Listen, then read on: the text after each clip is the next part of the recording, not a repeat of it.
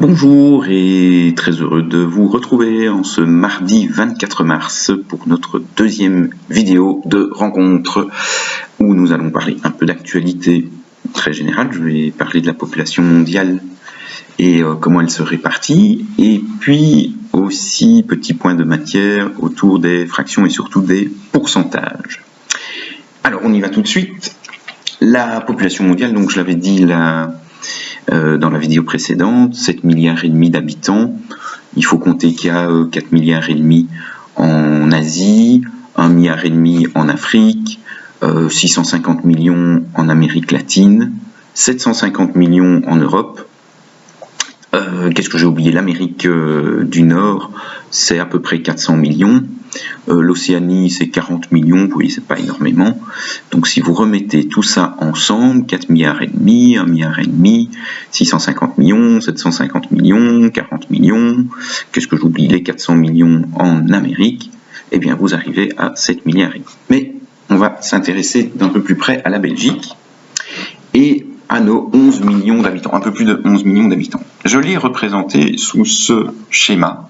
Alors je suis désolé, je ne suis pas Jamy, je n'ai pas les moyens de France Télévisions, donc j'ai fait avec les moyens du bord, mais je représente ici la population répartie en catégories d'âge. Donc vous avez ici les différents âges, de 0 à 10, 10 à 20, 20 à 30, etc. Et puis ici, sur la ligne en dessous, vous avez le nombre de personnes. Et puis vous avez le trait rouge qui fait la séparation entre les filles et les garçons. Alors comment ça fonctionne? Pourquoi est-ce qu'on représente une population de cette façon-là? Eh bien, vous avez entre 0 et 10 ans, donc ceux qui sont nés entre 2010 et 2020, ils sont représentés par ces petites barres. Voilà. Donc un certain nombre d'enfants, garçons et filles de naissance entre 2010 et 2020. On continue, votre catégorie d'âge se trouve là, c'est ceux qui sont nés entre 2000 et 2010, avec les garçons et les filles. C'est à peu près la même chose, autant de garçons que de filles. D'ailleurs, ça fonctionne dans tous les pays. En France, enfin dans tous les pays, il y a autant de filles que de garçons. C'est ça que je veux dire par tranche d'âge. Je continue, de 20 à 30, 30 à 40. Vous voyez que là où il y a le plus de personnes, c'est ceux qui sont entre 50 et 60, 60 et 70, et même, ça se réduit malgré tout, 70 et 80. Mais c'est surtout 50, 60, 60, 70. Alors, comment ça se fait? Eh bien, c'est parce qu'il y a eu le baby-boom. Donc, les personnes qui ont entre 50 et 60, et 60 et 70, ce sont ceux qui sont nés entre les années 50, 60 et les années 60, 70. On en est sorti de la guerre, et donc les gens avaient des bons salaires, les gens étaient heureux, joyeux, et donc ils ont fait beaucoup d'enfants. C'est ce qu'on a appelé le baby boom. Ces gens, aujourd'hui, ils arrivent à la pension, ou ils le sont déjà. Voilà. Et donc, ça veut dire que dans les années qui viennent, il va y avoir beaucoup de personnes à la pension. Ça va? Alors, ça s'appelle une pyramide des âges. On répartit toute la population à travers les catégories d'âge et à travers le sexe, les filles et les garçons. Mais vous allez me dire, les plus perspicaces en tout cas vont me dire, mais ça ressemble pas du tout à une pyramide cette affaire-là. Et ils ont raison. Mais vous le voyez, ça c'est la pyramide des âges en 2020. Si je remonte le temps, on va remonter le temps de 120 ans, on va aller en 1900. Voilà à quoi ressemblait la pyramide des âges. Elle est un peu différente. C'est toujours le principe des catégories d'âge, c'est toujours le principe des filles et des garçons. Mais comment ça fonctionne? Ceux qui ont entre 0 et 10 ans, les voilà. C'est un grand nombre. C'est la plus grande partie de la population. Au plus on monte, au moins il y a de personnes. Comment ça se fait? On est en 1900. Les soins de santé sont moins bons, ne sont pas aussi développés en tout cas qu'aujourd'hui. Donc, on peut mourir de maladies, d'accidents beaucoup plus facilement qu'aujourd'hui. Il y a un grand nombre d'enfants parce qu'à l'époque, les familles, ce n'était pas rare de voir 5, 6, voire 10 enfants dans une famille. C'était fréquent. Pourquoi? Mais aussi parce que les enfants pouvaient aussi mourir de maladies, on mourrait plus facilement, même enfant, ce qui est aujourd'hui beaucoup plus rares dans nos pays occidentaux, nos pays européens. Je rappelle que c'est des pyramides des âges pour nos pays. Hein. Si on fait les pyramides des âges en Afrique, en Asie, c'est différent. Il y a un peu plus de filles que de garçons. Ça se voit peut-être pas trop d'ailleurs sur mon dessin, mais enfin, je vous le dis, c'est comme ça. Et donc, on voit qu'en fonction des catégories d'âge, on remonte et on a de moins en moins de personnes au-dessus. Et elles s'arrêtent un peu plus tôt, parce que c'est extrêmement rare, en 1900, d'avoir des centenaires. Et vous voyez qu'avec les lignes que j'ai faites, ça ressemble un peu plus à une pyramide. Voilà pourquoi ça s'appelle une pyramide des âges, même si aujourd'hui, en 2020, ça ne ressemble plus vraiment à ça dans nos sociétés occidentales, nos sociétés développées. Voilà petite explication des catégories d'âge et de la répartition d'une population en Belgique, par exemple. On verra demain pourquoi on parle aussi de courbe exponentielle. Donc, le fait que la population augmente de plus en plus dans le monde. Hein, je rappelle qu'on était 1,5 milliard en 1920 et aujourd'hui on est 7,5 milliards. Donc c'est énorme en un peu plus de 100 ans. Alors, le point de matière aujourd'hui, ce sont les fractions, les pourcentages. J'avais aussi fait un petit tableau pour rappeler ça, et les notions qui vont avec, les fractions décimales, les fractions équivalentes. Pourquoi fraction décimale? Eh bien, un pourcentage, c'est en fait une fraction sur 100. Avec l'avantage que dans un pourcentage, on peut mettre des virgules, ce qui n'est pas le cas dans une fraction. Les fractions décimales, ce sont les fractions qui ont un dénominateur de 10, de 100, de 1000, de 10 000, etc. Donc, elles sont basées sur le système de numération de 10 en 10. C'est le système unitaire, le système qu'on appelle d'ailleurs le système décimal. Ok. Alors, les fractions équivalentes, c'est ce qui vont nous permettre d'arriver à un pourcentage avec n'importe quelle fraction. Je donne un exemple. J'ai une fraction de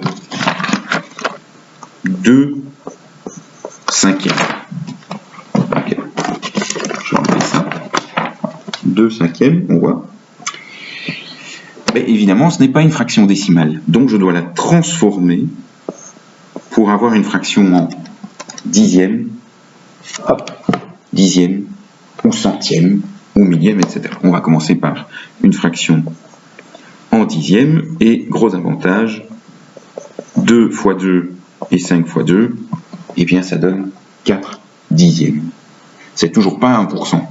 Je vais le mettre maintenant en fraction décimale, et je dirais même centésimale, 40 centièmes, et 40 centièmes, je peux mettre en pourcent. Facile. Vous allez me dire, ouais, mais on ne sait pas toujours transformer une fraction en dixième ou en centième d'un seul coup. C'est vrai. Donc, on doit passer par d'autres moyens. J'ai par exemple une fraction de 5 huitièmes. Comment est-ce que je vais faire? Ah, mais je ne sais pas mettre ça sur 100, ou alors j'ai une virgule. Donc, je vais passer à une fraction en millième. 8 fois 125, ça donne 1000. 5 fois 125, là ça marche, ça va faire 625 millièmes.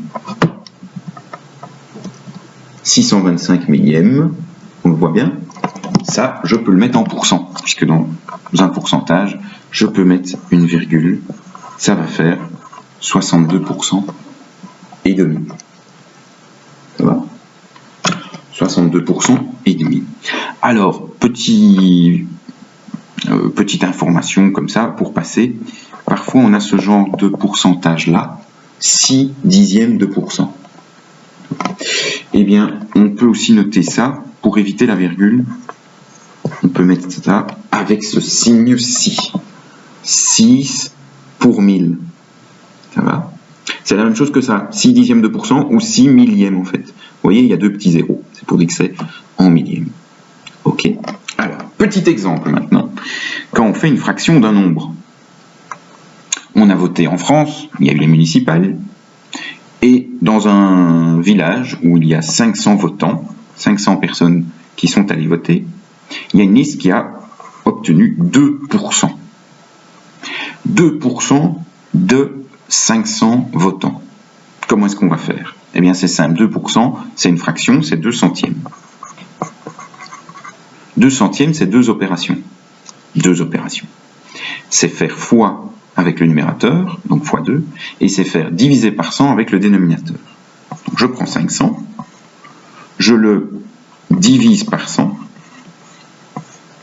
et je le multiplie par 2. Ou bien, je peux aussi faire 500 fois 2, et puis diviser par 100. C'est la même chose. On est ici, 500 divisé par 100 fois 2, ou 500 fois 2 divisé par 100. Dans les deux cas, vous allez avoir le même résultat, 500 divisé par 100, 5 fois 2, 10. Donc, il y a 10 personnes qui ont voté pour cette liste. 2% des 500, c'est en fait 10 votants sur les 500. C'est aussi une fraction. 10, 5 centièmes. 10, 5 centièmes, c'est 2%. Mais c'est plus facile de comprendre 2% quand on ramène ça sur des tableaux pour explicatifs que de dire ah dans tel village c'est 10 personnes sur 500, dans telle ville c'est 200 personnes sur 10 000. On est un peu perdu après pour faire des calculs. Donc le pourcentage permet de simplifier la compréhension et de comparer plus facilement. Ça va? Voilà. Petit rappel, on se souvient les fractions décimales pour arriver à un pourcentage. Le pourcentage, c'est en fait une fraction sur 100. Et puis pour toutes les fractions, on passe par des fractions équivalentes. On cherche à arriver à une fraction décimale pour obtenir 1%. Ok. Oh, je suis déjà à 11 minutes 50. Il est temps de passer au petit exercice. Alors, qu'est-ce que je vais vous demander? En sachant, un petit instant, j'ai encore mon chat là à côté de moi. Hop, vous ne le voyez pas, mais là, hop là, et voilà. Mais elle a besoin de moi. Qu'est-ce que je... Hop. Alors, le petit devoir pour aujourd'hui. Donc, on va dire qu'il y a 11 millions d'habitants en Belgique. Si on estime qu'il y a 6% de la population qui se déclare en télétravail, d'accord? Donc 6% de la population qui se déclare en télétravail. On sait qu'il y a plus de gens à la maison actuellement, mais il y a 6% qui ont été déclarés, à peu près, qui ont été déclarés en télétravail. Ça fait combien de personnes qui sont à la maison pour travailler devant leur ordinateur? Voilà. 6% de 11 millions. Premier petit problème. Deuxième problème, s'il y a 1000 personnes qui ont été, qui sont à l'hôpital sur 3000 qui sont infectés.